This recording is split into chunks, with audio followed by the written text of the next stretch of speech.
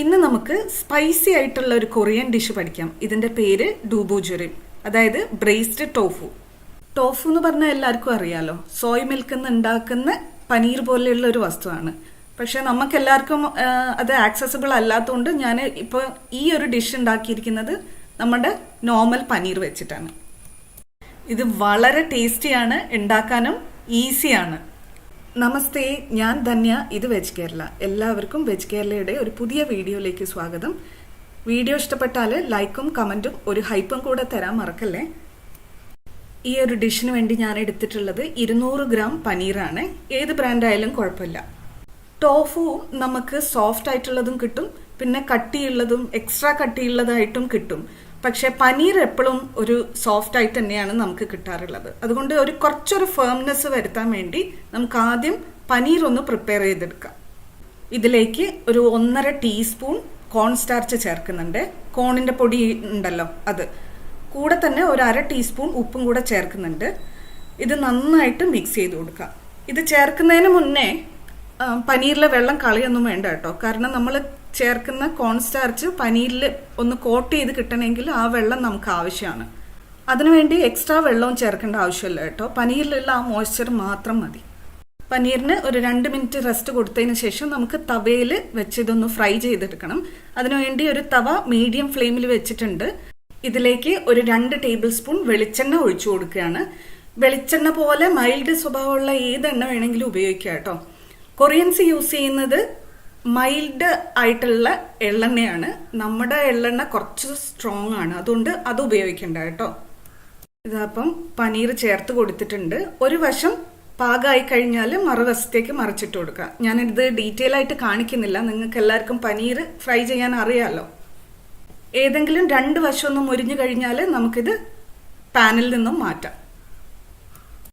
ഇതാ 2 വശം മുരിച്ചെടുത്തിട്ടുണ്ട് നമ്മൾ പനീർ. ഇത് മാറ്റി വെക്കാം. ഇനി ഇതിലേക്കുള്ള സോസ്, സ്പൈസി ആയിട്ടുള്ള സോസ് റെഡിയാക്കി എടുക്കാം നമുക്ക്.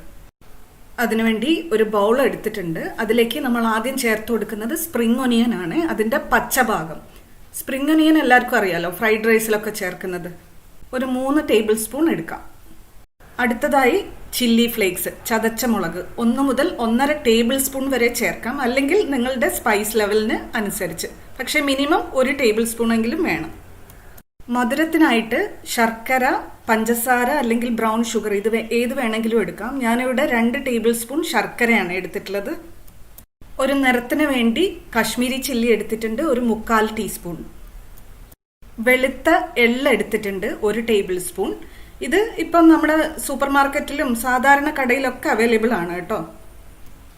ഒരു പുളിപ്പിന് വേണ്ടി വിനാഗിരി എടുത്തിട്ടുണ്ട്, 2 ടേബിൾ സ്പൂൺ. ഞാൻ സിന്തറ്റിക് വിനെഗറാണ് എടുത്തിട്ടുള്ളത്. ഏത് വിനാഗിരി വേണമെങ്കിലും എടുക്കാം കേട്ടോ. സോയ് സോസ് എടുക്കാം, 2 മുതൽ 3 ടേബിൾ സ്പൂൺ വരെ. ഞാനിവിടെ ഡാർക്ക് സോയ് സോസ് ആണ് എടുത്തിട്ടുള്ളത്. ഒരു ചെറിയ മധുരം ഉണ്ടാവും അതിന്, മാത്രമല്ല ഒരു നിറവും കിട്ടും. സോസിലേക്ക് മൈൽഡ് സ്വഭാവമുള്ള ഏത് എണ്ണ വേണമെങ്കിലും എടുക്കാം. ഞാനിവിടെ കോക്കനട്ട് ഓയിൽ എടുത്തിട്ടുണ്ട്, 1 ടേബിൾ സ്പൂൺ. വെള്ളം ചേർക്കാം, ഒരു 1/4 കപ്പ്. എല്ലാം കൂടെ നന്നായിട്ടൊന്ന് മിക്സ് ചെയ്ത് കൊടുക്കാം. ശർക്കരയൊക്കെ ഒന്ന് അലിഞ്ഞു കിട്ടണമല്ലോ. ഉപ്പ് ആഡ് ചെയ്യുന്നതിന് മുന്നേ ഒന്ന് ടേസ്റ്റ് ചെയ്ത് നോക്കിയിട്ട് മാത്രം ഉപ്പ് ചേർക്കാം കേട്ടോ. എന്താണെന്ന് വെച്ചാൽ നമ്മൾ യൂസ് ചെയ്യുന്നത് ലൈറ്റ് സോയ സോസ് ആണെന്നുണ്ടെങ്കിൽ അതിൽ ഉപ്പിന്റെ അംശം ഓൾറെഡി ഉണ്ടാവും. അതിനുശേഷം മാത്രം പാകത്തിന് ഉപ്പ് ചേർത്ത് കൊടുക്കുക. ഇപ്പം നമ്മൾ ഡാർക്ക് സോയ സോസ് ആണെങ്കിൽ കുറച്ച് സ്വീറ്റർ ആണ്, ഉപ്പ് ഉണ്ടാവില്ല. അപ്പോൾ അതിനനുസരിച്ച് ചേർത്ത് കൊടുക്കാം. അങ്ങനെ നമ്മുടെ പനീറും റെഡിയാണ്, സോസും റെഡിയാണ്. ഇനി നമുക്കിത് അസംബിൾ ചെയ്യണ്ടേ. അതിനുവേണ്ടി ഒരു പാൻ ഹൈ ഫ്ലെയിമിൽ വെക്കാം. അതിലേക്ക് നമ്മൾ നേരത്തെ പനീർ ഫ്രൈ ചെയ്ത ഓയിൽ ബാക്കിയുണ്ടെങ്കിൽ അതും ചേർത്ത് കൊടുക്കാം. കൂടെ ഒരു 1.5 ടീസ്പൂൺ ഓഫ് കോക്കനട്ട് ഓയിൽ, വെളിച്ചെണ്ണയും കൂടെ ചേർത്ത് കൊടുക്കാം. എണ്ണ ചൂടായി കഴിഞ്ഞാൽ അതിലേക്ക് ഒരു വലിയ വല്യുള്ളി ചെറുതായി അരിഞ്ഞെടുത്തത് ചേർത്ത് കൊടുക്കാം. കൂടെ തന്നെ പൊടിയായി അരിഞ്ഞ വെളുത്തുള്ളി ചേർക്കുന്നുണ്ട്, 1 ടേബിൾ സ്പൂൺ. അതിന്റെ കൂടെ തന്നെ സ്പ്രിംഗ് ഒനിയന്റെ വെള്ള ഭാഗവും കൂടി ചേർത്ത് കൊടുക്കാം. പൊടിയായി അരിഞ്ഞിട്ടുണ്ട്, ഒരു 2 ടേബിൾ സ്പൂൺ ചേർക്കാം. നേരത്തെ തന്നെ അതിന്റെ പച്ച നിറമുള്ള ഭാഗം നമ്മൾ സോസിൽ ചേർത്തിരുന്നു. ഇനി ഇത് ഹൈ ഫ്ലെയിമിൽ ഇട്ട് തന്നെ നന്നായിട്ട് വഴറ്റി കൊടുക്കാം. ഉള്ളിയൊന്നും നന്നായിട്ട് സോഫ്റ്റ് ആവണം, പക്ഷെ ഒരു ചെറിയ ക്രഞ്ച് നിൽക്കണം. ആ ഒരു പാകത്തിന് വേണം നമുക്ക് കിട്ടാൻ. ഇതേപോലെ കിട്ടണം. ഇനി നമുക്ക് നമ്മൾ നേരത്തെ പ്രിപ്പയർ ചെയ്ത് വെച്ച പനീർ ചേർത്ത് കൊടുക്കാം. പനീറിൻ്റെ കൂടെ തന്നെ നമ്മൾ നേരത്തെ മിക്സ് ചെയ്ത് വെച്ച എരിവും മധുരവും പുളിയുള്ള ആ സോസില്ലേ അത് ഒഴിച്ചു കൊടുക്കുക. സാധാരണ നമ്മൾ ഇങ്ങനെ ഒരു സോസ് ഒഴിച്ചു കഴിഞ്ഞാൽ ഉടനെ അങ്ങ് മിക്സ് ചെയ്യുമല്ലേ. ഇതിൽ അങ്ങനെയല്ല.